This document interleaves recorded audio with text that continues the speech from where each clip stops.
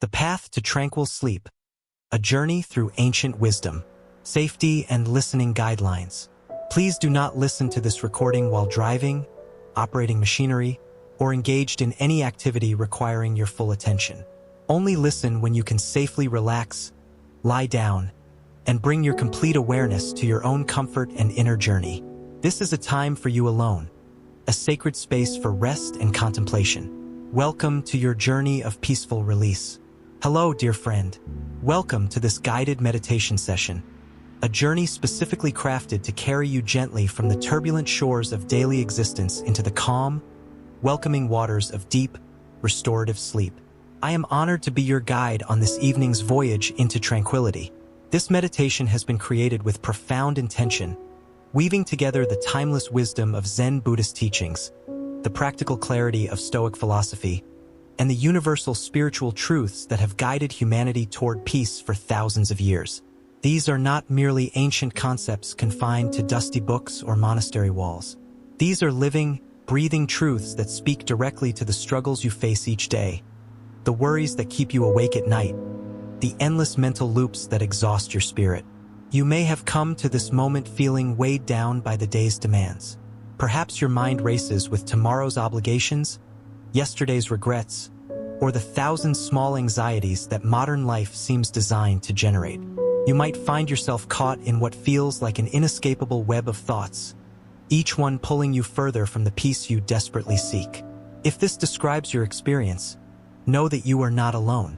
This is the human condition in our age, a condition that the ancient teachings we will explore tonight were specifically designed to address. The Buddha taught that suffering arises from our attachment to impermanent things and our resistance to the natural flow of change. The Stoics understood that our distress comes not from events themselves, but from our judgments about those events. The great spiritual masters across traditions have all pointed to the same liberating truth, that within you exists a place of unshakable peace, a center of calm that remains untouched by the storms of circumstance. Tonight, you will not simply learn about these teachings intellectually. Instead, you will experience them directly, allowing ancient wisdom to work its gentle magic upon your restless mind and tired body. You will discover that the path to peaceful sleep is also the path to a more peaceful life, that the same principles that will carry you into slumber can transform your waking hours as well. As we journey together through this meditation, you will learn to observe your thoughts without becoming entangled in them, to accept what cannot be changed while focusing your energy on what lies within your control, and to rest in the eternal present moment where anxiety cannot survive. You will discover that true relaxation is not about forcing yourself to stop thinking, but about changing your relationship with thought itself. The wisdom traditions we will explore tonight all share a common recognition, that the human mind, left untrained, tends towards suffering. It replays painful memories, rehearses imagined futures, judges, compares, and creates elaborate narratives that often bear little resemblance to reality. But these same traditions also share a profound optimism, a certainty that through patient practice and gentle awareness, the mind can be trained to rest in peace, to observe without attachment, and to find joy in the simple fact of existence. You need no special preparation for this journey, no prior knowledge or experience with meditation. All that is required is your willingness to listen, to follow gentle guidance, and to be kind to yourself as you practice. If your mind wanders, and it will, this is not a failure but an opportunity to practice the gentle art of returning to center. Each time you notice that you have drifted and bring yourself back, you strengthen your capacity for awareness and deepen your meditation practice. As you settle into this experience, understand that you are engaging in something truly transformative. Sleep meditation is not merely a technique for falling asleep, though it serves that purpose beautifully. It is also a doorway into a different way of being, a practice that can fundamentally alter how you relate to your thoughts, your emotions, and your daily challenges. The ancient Buddhist monks who sat in meditation through the night understood something profound, that the boundary between waking and sleeping, between consciousness and unconsciousness, is far more fluid than we typically imagine. In the liminal space between alertness and sleep lies a realm of extraordinary insight and healing. As you allow yourself to drift in this meditation, you may find that wisdom arises spontaneously, that solutions to problems appear without effort, that emotional knots you have carried for years simply unravel. The Stoic philosophers, with their emphasis on virtue, wisdom, and mental discipline, would have approved wholeheartedly of this practice. Marcus Aurelius, the philosopher-emperor, wrote in his personal meditations about the importance of preparing the mind for rest, of examining the day with clarity, and of releasing what cannot be controlled. Tonight, you will embody these principles, not through intellectual study but through direct experience. So now, my friend, it is time to begin. It is time to leave behind the concerns of the day, to release your grip on tomorrow's worries, and to sink deeply into this present moment, this breath, this heartbeat. Everything you need for this journey is already within you. The peace you seek is not something to be acquired or achieved, but something to be uncovered, like brushing away the dust from a mirror to reveal its inherent clarity.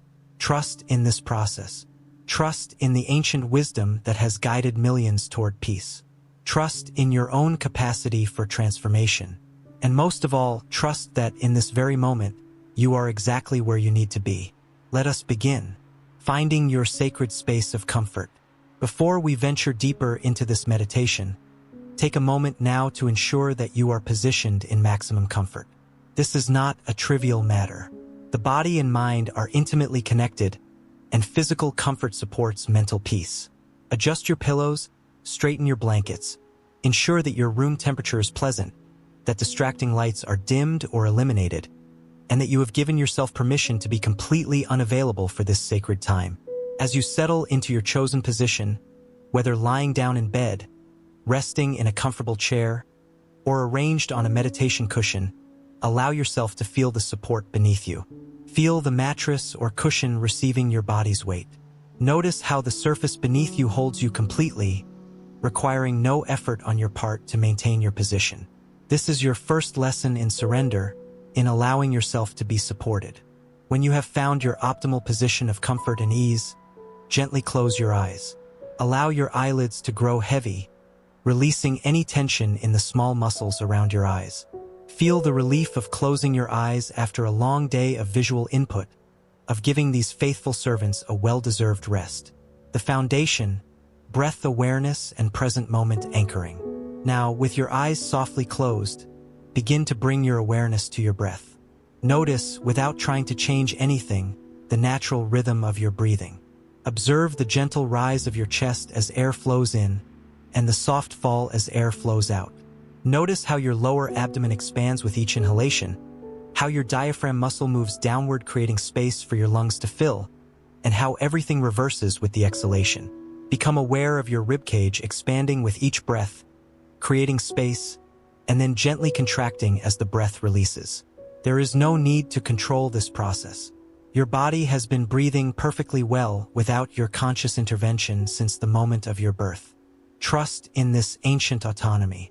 The Buddha taught his disciples to begin meditation with mindful breathing, and with good reason. The breath exists only in the present moment. You cannot breathe in the past or in the future. You can only breathe now. Thus, the breath becomes our anchor to the eternal present, the only moment that truly exists, the only moment where peace can be found. As you continue to observe your breathing, notice the temperature of the air as it enters your nostrils. Is it slightly cool? Notice how this air warms as it travels through your nasal passages, down through your throat, and into your lungs. Feel the gentle warmth spreading through your chest cavity. And as you exhale, notice that the air leaving your body is warmer, evidence of the living processes occurring within you in every moment. There is no need to hold any individual breath. Breathing is not a performance to be perfected, but a natural flow to be observed. Simply become aware of the movements of your breath as each breath moves in, pauses naturally at its peak, then flows out, and pauses again in that fertile emptiness before the next inhalation begins.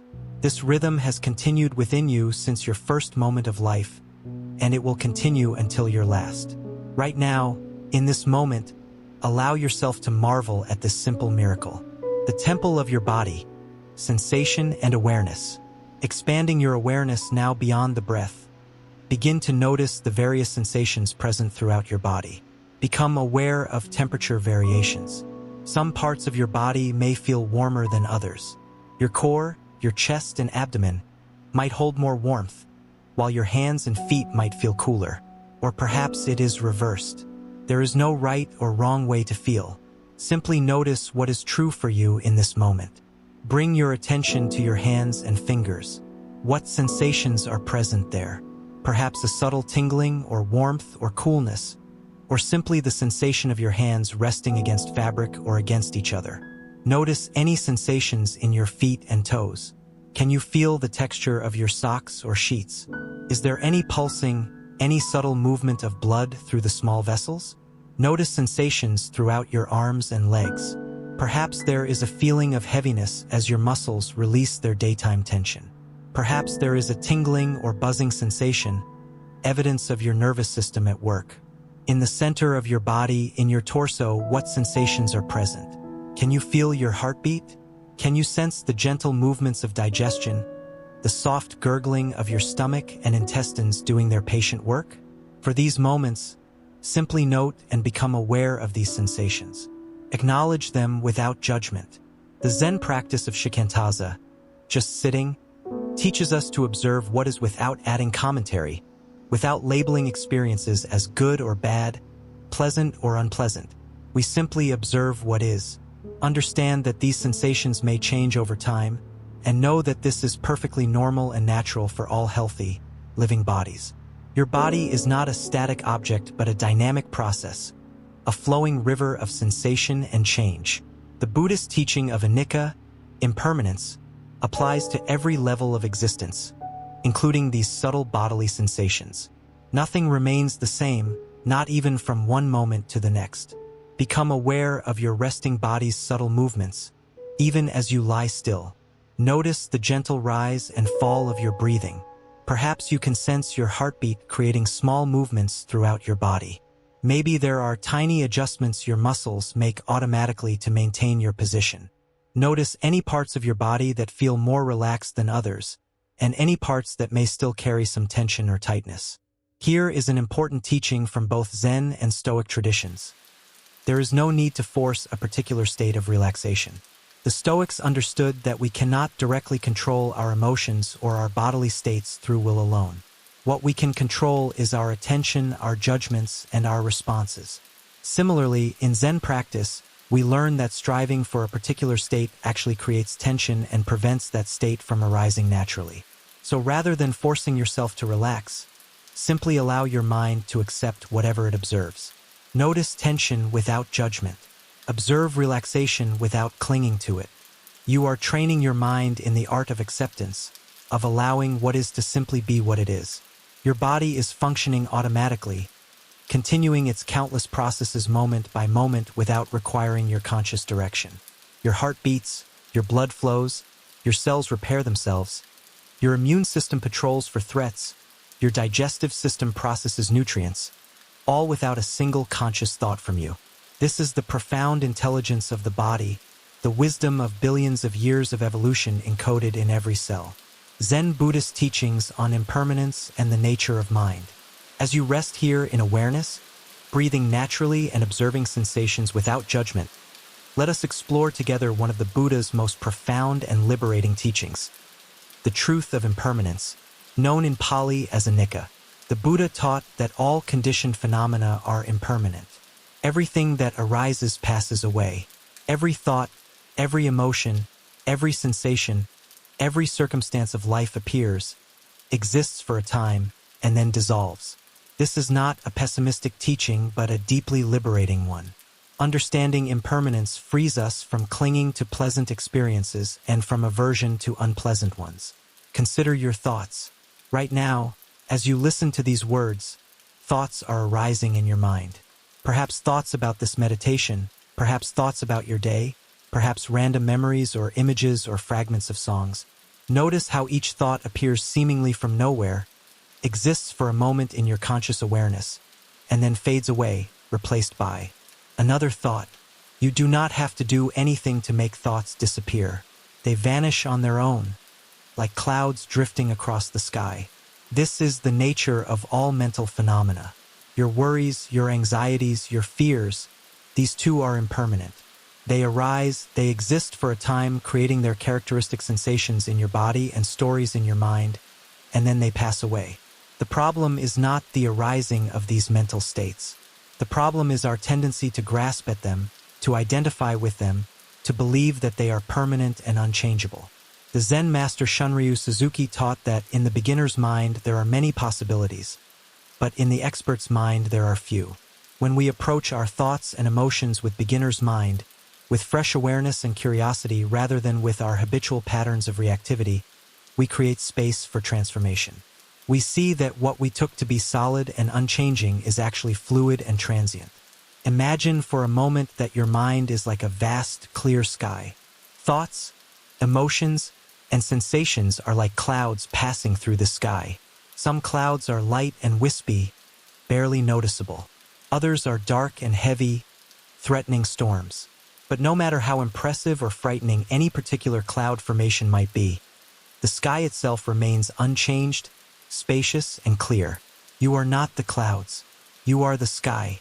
You are the vast, aware space in which all mental phenomena arise and pass away. This is your true nature, your Buddha nature, the fundamental awareness that exists prior to and independent of any particular thought or feeling. When you understand this deeply, not just intellectually but in your direct experience, anxiety begins to lose its grip. You recognize that your anxious thoughts are not facts about the world but mental events, temporary clouds passing through the sky of your awareness. You can observe them with interest, with compassion, even with curiosity, without being swept away by them. The Buddha taught that suffering arises from tanha, which is often translated as craving or thirst, but might be better understood as a fundamental clinging or grasping. We cling to pleasant experiences, wanting them to last forever, and we push away unpleasant experiences, wanting them to end immediately. But life does not work this way. Pleasure and pain, comfort and discomfort, success and failure, all arise and pass away according to their own nature. Our grasping and aversion do not change this fundamental rhythm. They only create additional suffering. As you lie here breathing, you have the opportunity to practice the profound art of non-clinging. Notice pleasant sensations in your body. Perhaps there is comfort in the softness of your pillow, or warmth under your blankets, or the pleasant release of tension in your muscles. Notice these pleasant sensations, and then practice not clinging to them. Appreciate them while they are present, and allow them to change without resistance. Similarly, if there are uncomfortable sensations, perhaps an itch or a slight pain or restlessness, notice these without immediately reacting. You do not have to fix every discomfort instantly. You can simply observe, there is discomfort. How interesting. You create a space of awareness around the sensation. Often, you will find that when you stop resisting uncomfortable sensations, when you meet them with curious awareness rather than aversion, they change on their own or become much less bothersome. This is the practice of equanimity, one of the 4 sublime states taught by the Buddha. Equanimity is not indifference or cold detachment. It is a warm, spacious balance of mind that can accept all experiences without being overwhelmed by them. It is the deep understanding that all things pass, that this too shall change, that holding on or pushing away are both futile and exhausting strategies. Think about the stresses of your daily life. Perhaps there is a difficult relationship or financial pressure or health concerns or work-related stress. These are real challenges, and the Buddha never suggested we should pretend they do not exist. But he did teach that our suffering about these challenges is often far greater than necessary, amplified by our mental habits of catastrophizing, ruminating, and identifying completely with our thoughts and feelings about the situation. When you can observe your stress response with awareness, when you can notice the thought, "this is terrible," as a thought rather than as an ultimate truth, you create freedom. You can acknowledge, yes, this situation is challenging, while also recognizing that your thoughts about the situation are adding layers of suffering on top of the actual challenge. The Buddhist concept of dukkha, often translated as suffering, might be better understood as unsatisfactoriness or stress. Life includes pain. This is inevitable. Bodies get sick and injured. Loved ones die. Circumstances change in unwelcome ways. But much of our suffering is optional, created by our resistance to reality and our insistence that things should be other than they are. Right now, in this moment, as you breathe, you have the opportunity to practice acceptance. Not acceptance in the sense of passive resignation, but acceptance in the sense of clearly seeing what is true in this moment without the distorting lens of judgment and resistance. You are lying here breathing. Your body is resting. Thoughts and sensations are arising and passing. This is what is true right now. Can you accept this simple reality without needing it to be different? The Zen practice of Zazen, sitting meditation, trains us in exactly this capacity. We sit, we observe the breath, and we notice everything that arises in our experience without getting caught up in it. When we notice we have become lost in thought, we gently return to the breath. Again and again and again, thousands of times in a single meditation session, we practice the art of returning to the present moment. This practice is profoundly relevant to sleep and to the daily stresses that prevent restful sleep. When you lie down at night and your mind begins its familiar routine of worry and planning and reviewing, you now have a tool. You can notice, the mind is worrying about tomorrow's meeting. This simple act of noticing creates distance. You are not your worry. You are the awareness that observes the worry. Then, gently, without self-criticism, you can return your attention to your breath, to the sensations of your body, to the present moment. The worry will likely arise again, and again you will notice it and return to the present. Each time you do this, you are weakening the power of habitual worry patterns and strengthening your capacity for present moment awareness. The Buddhist teacher Thich Nhat Hanh teaches that we should greet our fear and anxiety like old friends. Hello, my fear. I know you are there. I am here for you. This attitude of gentle friendliness toward our difficult mental states is transformative. Instead of trying to force our anxiety away, which only creates more tension, we acknowledge it, we make space for it, and paradoxically, this acceptance allows the anxiety to naturally dissipate. As you continue to breathe here, resting in awareness, allow yourself to feel into this teaching. Your thoughts are not your enemy. Your emotions are not problems to be solved. They are natural phenomena arising in the field of your awareness, like weather patterns crossing the landscape. You can observe the weather without believing that you are the weather. The Zen teacher Dogen wrote, "To study the way is to study the self. To study the self is to forget the self. To forget the self is to be enlightened by all things. This forgetting of self is not a loss but a liberation." When you stop identifying completely with your thoughts and feelings, when you rest in the spacious awareness that observes all mental phenomena, you discover a peace that does not depend on circumstances being a particular way. Stoic principles of control, acceptance, and inner freedom. As we continue this journey toward deep relaxation and peaceful sleep, let us now explore the profound wisdom of the Stoic philosophers, whose practical insights complement beautifully the contemplative teachings of Buddhism. The Stoics, philosophers like Epictetus, Marcus Aurelius, and Seneca, developed a philosophy of life centered on virtue, wisdom, and the proper use of our reasoning faculty. At the heart of Stoic practice is a crucial distinction that can transform your relationship with stress and anxiety: the dichotomy of control. Epictetus, who was born a slave and became one of the most influential philosophers in history, taught this principle clearly.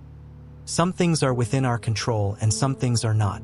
Within our control are our opinions, our motivations, our desires, our aversions, and in short, whatever is of our own doing. Not within our control are our body, our property, our reputation, our position, and in short, whatever is not of our own doing. This teaching is radical in its simplicity and profound in its implications. The vast majority of the things we worry about fall into the category of things not within our control. We cannot control what other people think of us, whether we get sick, what the economy does, whether it rains on our planned outdoor event, or what happened in the past. Yet we exhaust ourselves trying to control these uncontrollable things. What we can control is how we think about these things, what judgments we make, what we value, and how we choose to respond. The Stoics understood that our distress comes not from external events but from our judgments about those events. As Epictetus said, "It is not things that disturb us, but our judgments about those things." Consider a practical example. Perhaps you are worried about a presentation you must give at work tomorrow. The Stoic analysis would identify what is and is not in your control. You cannot control how your audience will react. You cannot control whether the technology will work perfectly. You cannot control whether someone will ask a question you cannot answer. These are not within your control, and worrying about them is therefore irrational and unproductive. What is within your control? You can control how thoroughly you prepare. You can control practicing your delivery. You can control getting adequate rest tonight. You can control your attitude and your effort. You can control bringing your full presence to the task. These are the appropriate objects of your attention and concern. When you clearly distinguish between what you can and cannot control, and focus your energy only on what lies within your control, you experience a profound liberation. Anxiety diminishes because you are no longer fighting against reality. You are no longer wasting energy on things that are, by their very nature, outside your sphere of influence. As you lie here breathing, consider the worries that may have been occupying your mind. For each worry, ask yourself, is this within my control? If the answer is no, practice releasing it. Not because you do not care, but because worrying about it is irrational and does not serve you. Say to yourself, this is not within my control. I release it, and gently return your attention to your breath. If the worry concerns something within your control, then you can make a plan to address it tomorrow, and then release it for tonight. The Stoics were eminently practical. If something is within your control and needs addressing, then you plan and take action. But once you have done what you can, additional worry serves no purpose. Marcus Aurelius, Emperor of Rome and practicing Stoic, wrote in his personal meditations, "You have power over your mind, not outside events. Realize this, and you will find strength." He also wrote, "Confine yourself to the present." These twin insights, focus on what you control and stay present, are antidotes to anxiety. The Stoics also taught the practice of negative visualization, which might initially sound pessimistic but is actually profoundly liberating. This practice involves occasionally imagining loss or hardship, not to torture yourself but to prepare your mind and to cultivate gratitude for what you have. When you imagine losing something you value, whether possessions, relationships, or capabilities, you accomplish several things. First, you realize that your well-being does not depend entirely on these external things. The Stoics believed that virtue, good character, and right reasoning are the only true goods, and these cannot be taken from you by external circumstances. Second, you prepare yourself emotionally so that if loss does occur, you are not completely devastated. Third, you cultivate gratitude and appreciation for what you currently have. As you rest here, you might practice a gentle form of this. Consider your life, your loved ones, your health, your capabilities. Imagine, just for a moment, that these could be taken away. How precious they suddenly become. How grateful you feel for them right now. And yet, recognize that your fundamental worth, your dignity as a conscious being capable of virtue and wisdom, remains untouched by any external circumstances. The Stoics also emphasized the practice of examining our judgments. Often, what disturbs us is not an event itself but the meaning we assign to it. Something happens, and we immediately interpret it as terrible, catastrophic, or unacceptable. But this interpretation is a choice, even if it is a rapid and habitual one. Imagine you make a mistake at work. The event itself is simply an error. But then your mind adds layers of interpretation. This is terrible. Everyone will think I'm incompetent. I might get fired. My career is ruined. Each of these judgments amplifies the distress. But you can learn to notice these judgments as judgments rather than as facts. You can question them. Is it true that everyone will think you are incompetent? Even if some people are critical, does that make you incompetent? Is one mistake truly catastrophic? This rational examination of our judgments is a core Stoic practice. The Stoics believed in living according to nature and reason. When our judgments are irrational, causing unnecessary suffering, we are living contrary to our nature as rational beings. By examining and correcting our judgments, we align ourselves with reason and find peace. Seneca wrote extensively about anger and anxiety. He understood that these emotions arise from judgments we make and that by changing our judgments, we can find tranquility. He advised taking time for philosophical reflection each day, examining our thoughts and actions, and gently correcting our course when we stray from wisdom. As you lie here in the darkness, breathing softly, you are engaged in exactly this practice. You are creating space to observe your mental patterns, to question your habitual judgments, and to consciously choose peace over agitation. The Stoics also taught the concept of amor fati, love of fate. This does not mean passive acceptance of everything that happens, but rather a deep embrace of reality as it is. Whatever has happened had to happen, given all the causes and conditions that led to it. Resenting the past is irrational because the past cannot be changed. Instead, the wise person accepts what has happened and focuses on responding virtuously to present circumstances. Marcus Aurelius wrote, "A blazing fire makes flame and brightness out of everything that is thrown into it." This is the Stoic attitude toward adversity. Every challenge, every difficulty, becomes an opportunity to practice virtue, to develop strength and wisdom. You cannot control whether challenges come, but you can control whether you allow them to develop your character.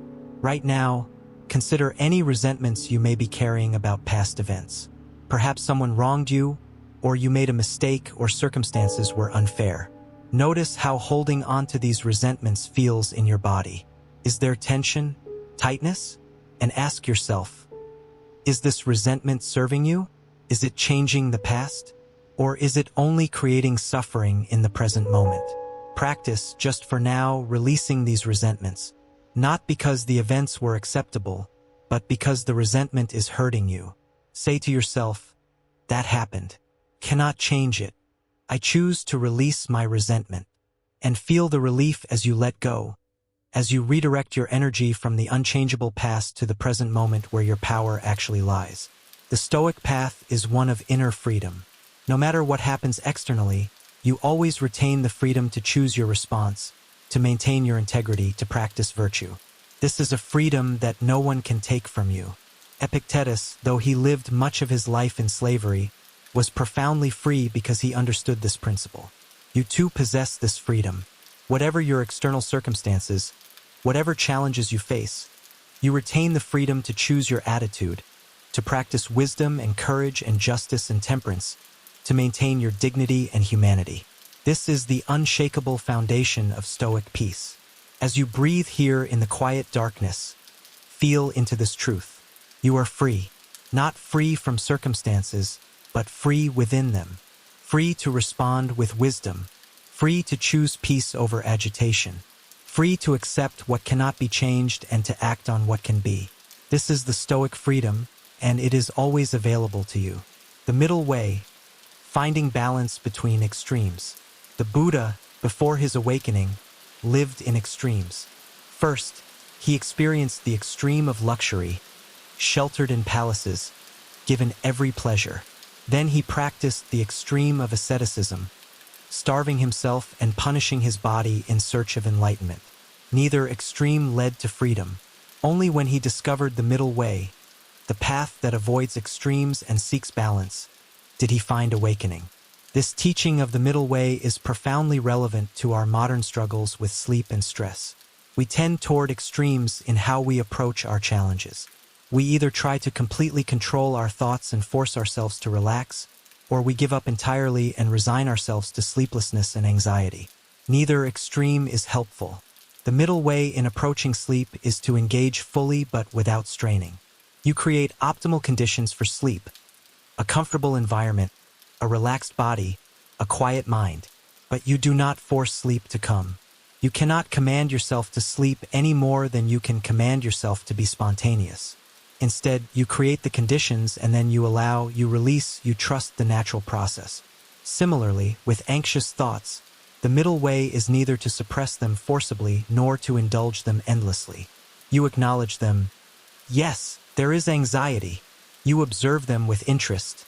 How does this anxiety feel in my body? What thoughts accompany it?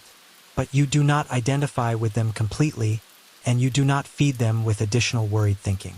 You find the balance between awareness and detachment. The Stoics also understood the importance of balance.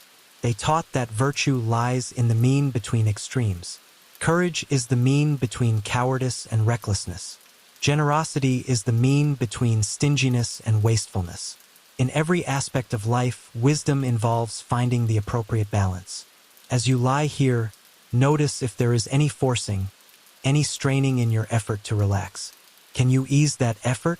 Can you find the sweet spot between actively engaging with this meditation and passively allowing sleep to approach? This is the practice of the middle way right here, right now. Notice your breathing. You have been observing it, perhaps even gently slowing it. But are you forcing it? Or are you allowing it to find its natural rhythm? The middle way in breath awareness is to be fully conscious of the breath without controlling it rigidly. You suggest, you guide gently, but you do not dominate. In your daily life, consider where you might be living in extremes. Perhaps you work too much and rest too little. Perhaps you are overly critical of yourself, or alternatively, never examining your choices. Perhaps you cling too tightly to security or embrace too much risk. The middle way invites you to find balance, to avoid the suffering that comes from extremes. The Buddhist teacher Jack Kornfield speaks of holding our experiences with a light touch, being fully engaged but not grasping tightly. This is the middle way in practice. You care deeply about your life, your work, your relationships, but you hold them with an open hand, recognizing their impermanence and the limitations of your control. As you continue to breathe softly, resting here in the gentle darkness, practice this light touch. Be fully present to this moment, fully engaged with this meditation, but without gripping tightly, without demanding a particular outcome. Trust that by creating the right conditions, practicing the right approach, the rest will unfold naturally. Spiritual detachment from daily struggles and the liberation of perspective. Across all spiritual traditions, we find teachings about detachment, about liberation from the grip of worldly concerns. This is not a cold, uncaring detachment, but a warm, wise perspective that recognizes the relative nature of our daily struggles. The Christian mystic Meister Eckhart taught about detachment as a path to union with the divine. The Hindu Bhagavad Gita speaks of acting without attachment to the fruits of action. The Taoist sages wrote of Wu Wei, effortless action that flows with the natural way. All of these traditions point to the same liberating truth, that our frantic grasping and aversion creates suffering, and that releasing this grasping opens us to peace. Consider the cosmic perspective for a moment. The universe is approximately 13.8 billion years old, extending across billions of light-years of space. Our planet is a small world orbiting an average star in an unremarkable galaxy among hundreds of billions of galaxies. Your life, precious and valuable as it is, occupies a tiny moment in this vast expanse of space and time. This perspective is not meant to diminish you, but to liberate you. The things you worry about, the daily struggles that loom so large, are they truly as catastrophic as your anxious mind suggests? In the vast sweep of cosmic time, does it really matter if you made a social misstep at last week's gathering? Does it matter if your house is not perfectly clean, if you did not accomplish everything on today's to-do list, if someone is momentarily displeased with you? This does not mean that your life is meaningless or that your actions do not matter. Rather, it means that you can release the excessive importance and drama that your mind assigns to everyday events. You can take your responsibilities seriously without taking every little thing with crushing seriousness. The Stoics practiced a similar exercise, imagining themselves from the perspective of eternity or viewing their concerns from high above, as if looking down at the earth from space. From this vantage point, human conflicts and worries appear in their true proportion, smaller and more manageable. As you breathe here, resting peacefully, imagine floating up above your life, seeing yourself lying here in bed, seeing your home, your city, your country, the whole earth, the solar system, the galaxy, the universe. From this perspective, feel how your worries naturally diminish. They do not disappear, but they find their proper proportion. Then gently return to your body, to your breath, carrying with you this sense of perspective. You are a conscious being having a human experience on a small planet in a vast universe. Your struggles are real to you, and you will address them with wisdom and care, but they need not dominate your consciousness. They need not steal your peace. Spiritual detachment also involves recognizing the ultimately mysterious nature of existence. The more deeply we examine reality, Whether through scientific inquiry or contemplative practice, the more mysterious it becomes. Quantum physics reveals a reality far stranger than our everyday experience suggests. Meditation reveals depths of consciousness we normally never access. This mystery invites humility. We realize that our understanding is limited, our judgments are provisional, our certainties are often unfounded. This humility is liberating. When we stop pretending we know exactly how things should be, when we release our rigid opinions and expectations, we become more flexible, more open, more peaceful. The mystics of all traditions speak of a direct experiential knowing that transcends intellectual understanding. In deep meditation, in prayer, in moments of profound presence, there can arise an intuitive recognition of one's connection to something vast, something sacred, whether you call it God, Brahman, Buddha, nature, the Tao, or simply being itself. You do not need to have had such experiences or to hold any particular religious beliefs to benefit from the attitude they inspire. An attitude of reverence, of wonder, of recognition that you are part of something much larger than your individual ego. This recognition naturally creates detachment from the ego's petty concerns and opens you to deeper peace.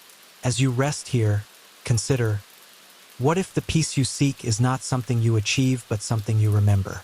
What if it is your natural state, temporarily obscured by the habits of a busy, worried mind? What if, by releasing your grip on thoughts and concerns, you simply allow your innate peacefulness to shine through? The spiritual teacher Ramana Maharshi taught self-inquiry as a path to liberation. He would ask, "Who am I?" When you trace this question deeply, you find that you are not your thoughts, not your emotions, not your body, not your circumstances. You are the conscious awareness in which all of these phenomena arise. And this awareness, your true nature, is intrinsically peaceful, spacious, and free. You can practice a gentle form of this inquiry right now. Ask yourself, who is aware of my breathing? Who is listening to these words? Who is observing my thoughts? And notice that there is an awareness, a consciousness prior to and independent of any particular mental content. Rest as that awareness. This is spiritual detachment in its essence.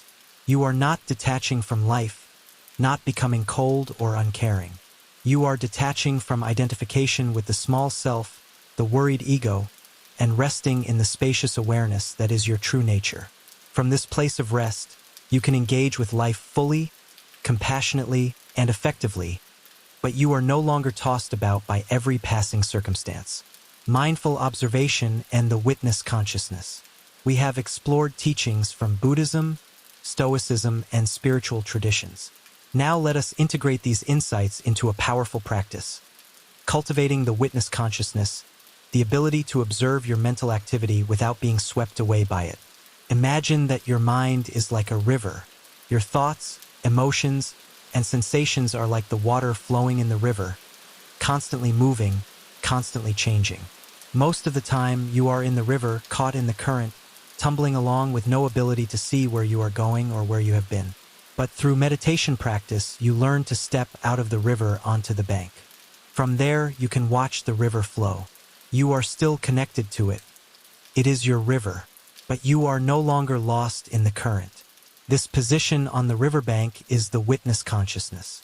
It is the part of you that can observe your thoughts and say, I am having the thought that I will fail. Notice the difference between being lost in that thought, I will fail, and observing that thought, I am having the thought that I will fail. In the second case, you have created distance and perspective. The witness consciousness is not cold or detached in a negative sense. It is warm, curious, and compassionate. It observes without harsh judgment.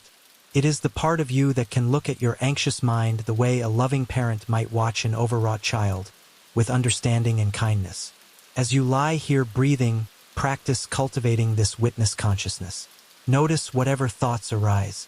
Maybe a worry about tomorrow, maybe a memory from today, maybe a random image or fragment of a song. Instead of getting caught up in the thought, narrating it as if from a slight distance, there is a thought about tomorrow's schedule. There is a memory of this afternoon's conversation. There is an image of a beach. This simple practice of noting and naming creates profound shifts. When you name a thought, you automatically create a bit of space around it. You move from being completely identified with the thought to being the observer of the thought. This is the beginning of freedom. The Buddhist teacher Shinzen Young teaches a technique called noting, where you gently label each aspect of your experience. Physical sensations might be noted as feeling, mental images as seeing, internal dialogue as hearing, and emotional states as feeling. This constant gentle noting keeps you in the position of observer rather than becoming lost in any particular experience. Try this now with your breath. As you breathe in, silently note rising. As you breathe out, note falling. You are not just breathing, you are aware that you are breathing. This is mindfulness, the state of conscious awareness that transforms your experience. Extend this awareness to thoughts. When a thought arises, gently note thinking. You don't need to note the content of every thought, just the fact that thinking is occurring. Thinking, thinking, thinking.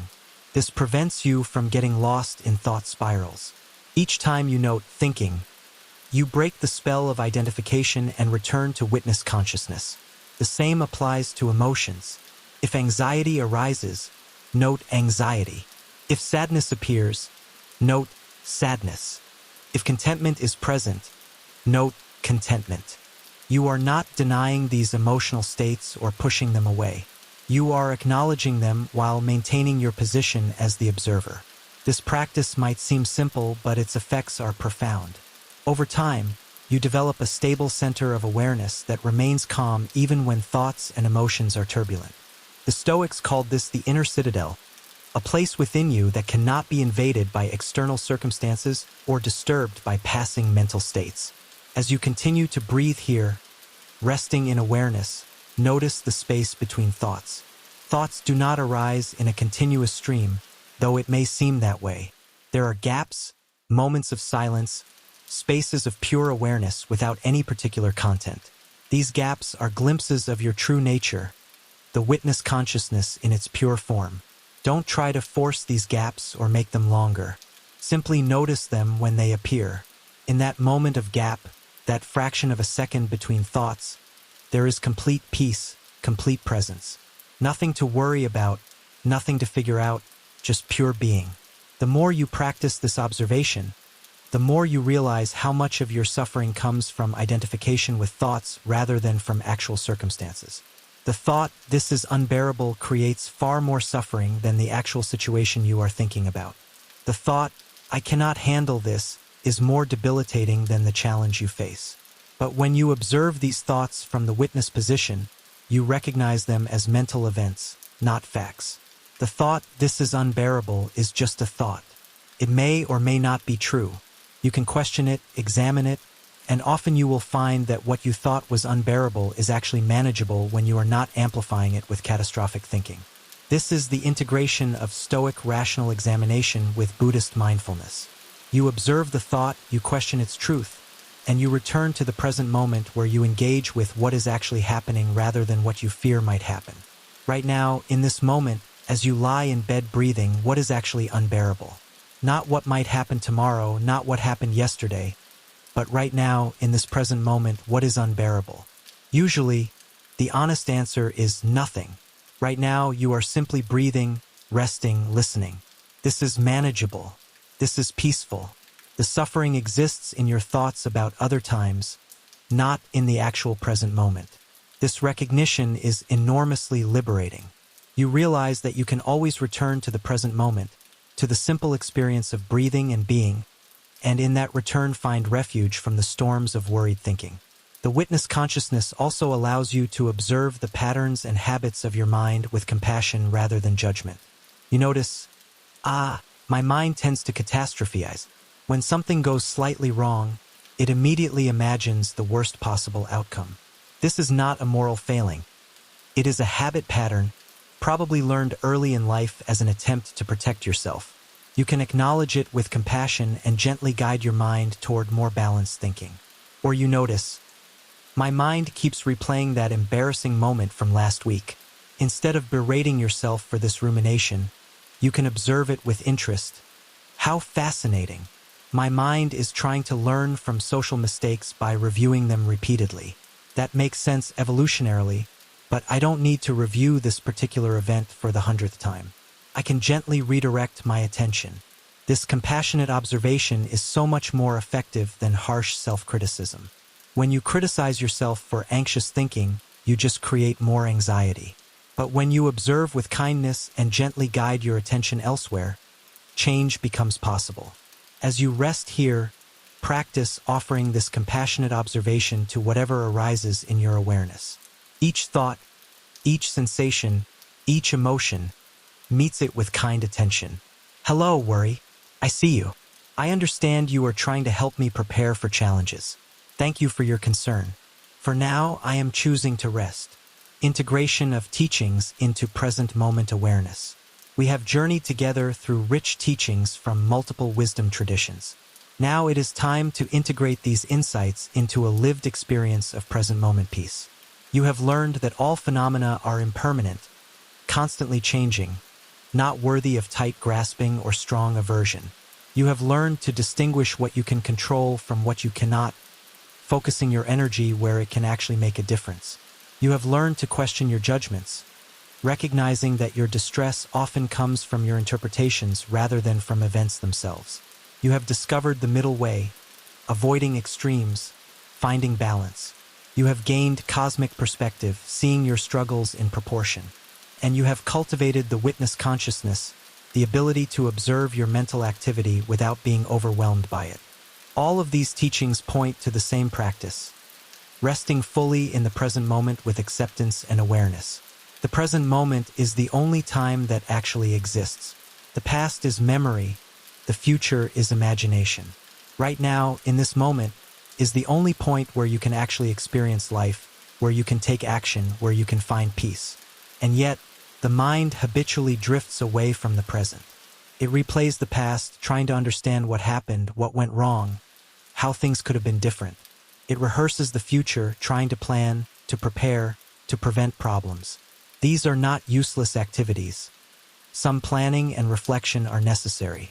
But the mind's tendency is to do this compulsively, excessively, to the point where you miss the only life you actually have, this moment now. As you breathe here in the darkness, notice where your mind goes. When it drifts to the past, you can gently note remembering and return to the present breath. When it drifts to the future, you can gently note planning and return to the present breath. You are training your mind to rest in the now. The present moment is inherently peaceful when you meet it without the overlay of worried thinking. Right now, there is simply breathing. Right now, there is the sensation of your body resting. Right now, there is the sound of these words. When you are fully present with what is actually happening, rather than lost in thoughts about what might happen or what did happen, peace is available. This does not mean you will never experience discomfort or challenge, but it means that you will not add unnecessary suffering on top of unavoidable difficulties. You will deal with what is actually happening rather than exhausting yourself with what might happen or what you wish had happened. The Stoics taught that we should focus on the present duty, the task immediately at hand. For you right now, that task is resting, breathing, allowing sleep to approach. Not tomorrow's tasks, not yesterday's mistakes, but this moment's simple requirement: rest. Thich Nhat Hanh teaches a beautiful practice. Breathing in, I know I am breathing in. Breathing out, I know I am breathing out. This is complete presence, complete awareness. You are not breathing while thinking about something else. You are breathing, knowing you are breathing, fully present to this simple, life-sustaining activity. Try this now. As you breathe in, bring your full awareness to the in-breath. Feel the cool air entering your nostrils. Feel your chest expanding. Feel your belly rising. Know completely that you are breathing in. As you breathe out, feel the warm air leaving. Feel your chest falling. Feel your belly softening. Know completely that you are breathing out. In this simple practice, you are entirely present. The thinking mind may still be generating thoughts, but you are not granting them your full attention. Your attention is with the breath, with the body, with the immediate sensory reality of this moment. This is meditation in its essence. Not forcing the mind to be blank, which is impossible and not even desirable, but choosing consciously where to place your attention. You have the freedom to choose. Will you give your attention to worried thoughts about tomorrow? or will you give it to the breath happening right now? Each time you choose the present moment, you strengthen your capacity for presence. Each time you notice you have drifted and gently return, you are training your mind in a new pattern. This is not easy at first. The mind has powerful habits of drifting into past and future. But with patient, gentle practice, presence becomes more natural, more accessible. And presence is peace. When you are fully here, fully now, anxiety cannot gain traction. Anxiety requires thoughts about the future. What if this goes wrong? Or thoughts about the past. I should have done that differently. When you are simply breathing, simply being, simply experiencing this moment without the overlay of worried interpretation, peace is what remains. The Buddha's final words to his disciples were, "Be a lamp unto yourself." You have within you everything you need for peace. Not in the future when circumstances improve, not dependent on external conditions being perfect, but right now in your capacity to be present, to observe without judgment, to accept what is and to respond wisely. As you lie here, feel the truth of this. You are breathing. You are aware. You are alive in this moment. This is enough. This is everything. The peace you seek is not elsewhere. It is here, in the simple, profound miracle of this present moment. Deepening relaxation and progressive release. Having established yourself in present moment awareness, having integrated the wisdom of ancient teachings, we now deepen the physical relaxation, preparing your body and mind for sleep's gentle embrace. Bring your attention now to your feet. Notice any sensations there. Without forcing anything, simply suggest to your feet that they can release, soften, let go. Imagine the small muscles in your feet releasing any holding, any tension. Your feet do not need to do anything right now. They can completely relax. Move your awareness up to your ankles and calves. These muscles have carried you through the day. Thank them for their service and invite them to release. Feel your calves growing heavy, sinking into the bed. There is no need to hold, no need to maintain any particular position. You are supported. You can let go. Continue this gentle scan up through your knees, your thighs, your hips. Each area you focus on receives the invitation to release, to soften, to rest. You are not forcing relaxation but suggesting it, allowing it, making space for it. Notice your lower back, your abdomen, your chest. With each exhalation, feel these areas softening a bit more. The muscles around your spine, which have worked hard to maintain your posture all day, can now release their effort. Your belly, which you may habitually hold tight, can soften completely. There is no one here to impress, nothing to prove. You can be completely at ease. Feel your shoulders where so many people hold tension. Are your shoulders creeping up toward your ears? You can let them drop, let them settle heavy and relaxed. Your arms, your hands, your fingers all releasing, all resting, completely supported by the bed beneath you. Bring your attention to your neck and throat. These delicate structures, which hold your head upright all day, can now fully relax. Your head is supported by your pillow. Your neck muscles can let go. Your throat can soften, releasing any tightness or constriction. Finally, notice your face. The muscles of your jaw, which you may clench without realizing, can now release. Your tongue can rest easily in your mouth. The muscles around your eyes, which have worked hard to focus all day, can soften. Your forehead, where worry lines often appear, can smooth and release. Even your scalp can relax, softening across your skull. From the top of your head to the tips of your toes, you are releasing, softening, letting go. Your body is becoming heavy, sinking deeply into the bed, supported completely. There is no part of you that needs to hold on to maintain effort. You can surrender fully to rest. As your body relaxes deeply, your breath may naturally slow even further.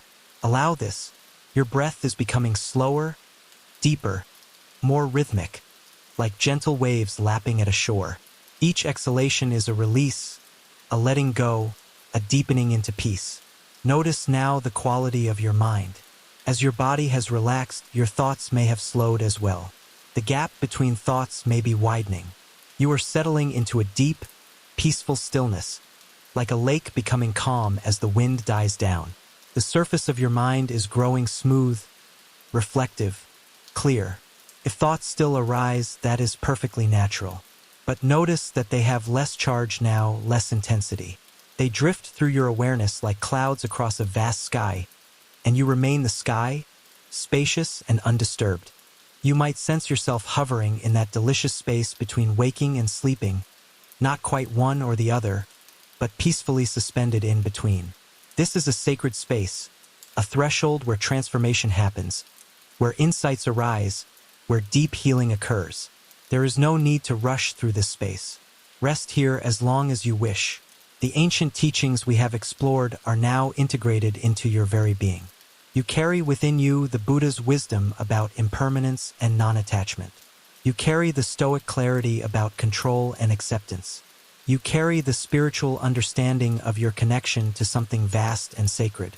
These are not just ideas but lived realities, present in your relaxed body and peaceful mind. As you continue to sink deeper into relaxation, you might experiment with counting your breaths. Breathing in, count 1. Breathing out, count 1. Breathing in, count 2. Breathing out, count 2. Continue up to 10, then begin again at 1. If you lose count, simply return to 1. This gentle counting gives your mind just enough focus to prevent worried thinking while not being so engaging that it keeps you awake. Or you might silently repeat a calming word or phrase with each breath. Peace as you breathe in, release as you breathe out, or calm and rest, or any words that resonate with you. The content matters less than the rhythm, the gentle focus that guides your mind away from worry and toward tranquility. Some people find it helpful to visualize a peaceful scene.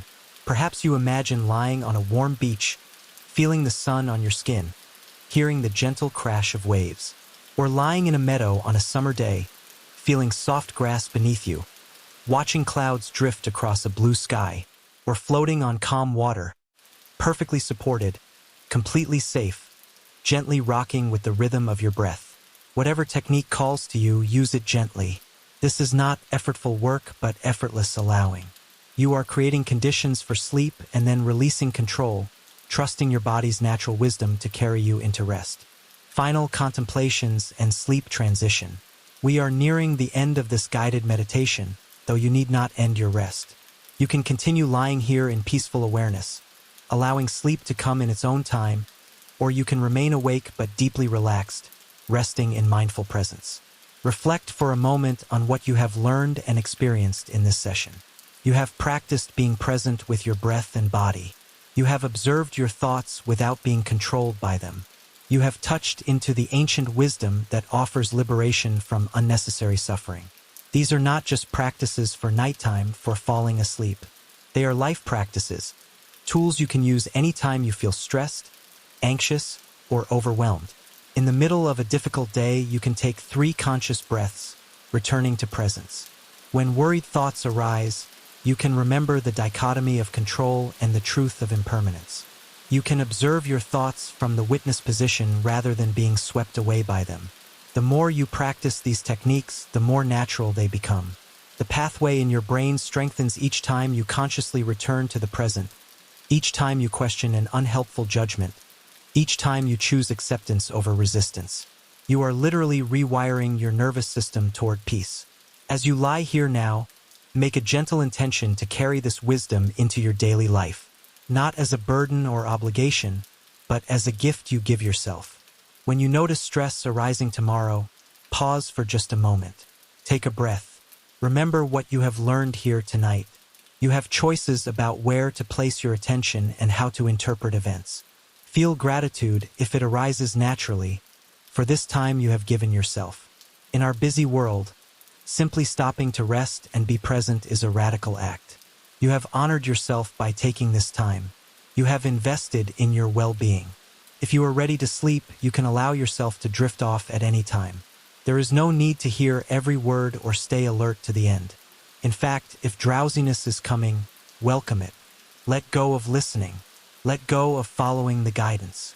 Simply drift, float, release into sleep's gentle embrace. Your body knows how to sleep. You have been sleeping since you were born. You do not need to figure out how to sleep. You only need to get out of the way and allow the natural process to unfold. all the relaxation, all the present moment awareness, all the release of worry you have practiced tonight has created the perfect conditions. Now you can trust and let go. As you drift toward or into sleep, know that you are safe. Your body will take care of itself while you sleep, continuing all its essential functions. You can completely let go of conscious control.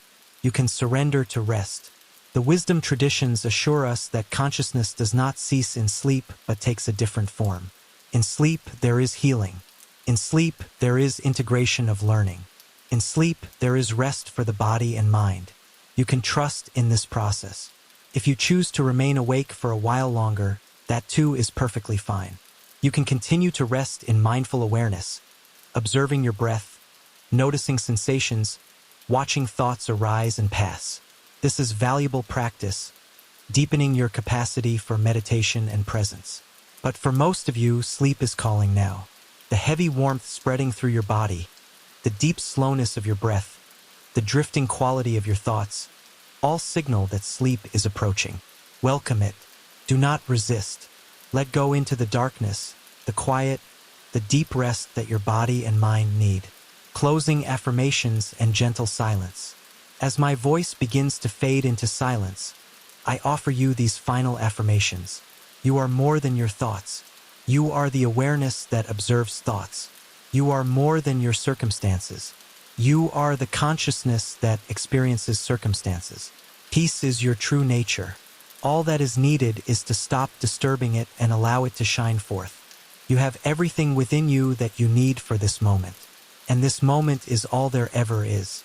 The teachings of the Buddha, the Stoics, and the great spiritual masters are not distant philosophies but practical tools for living well and sleeping peacefully. Tomorrow will bring what it brings. Tonight you rest. May you sleep deeply and peacefully. May you wake refreshed and energized.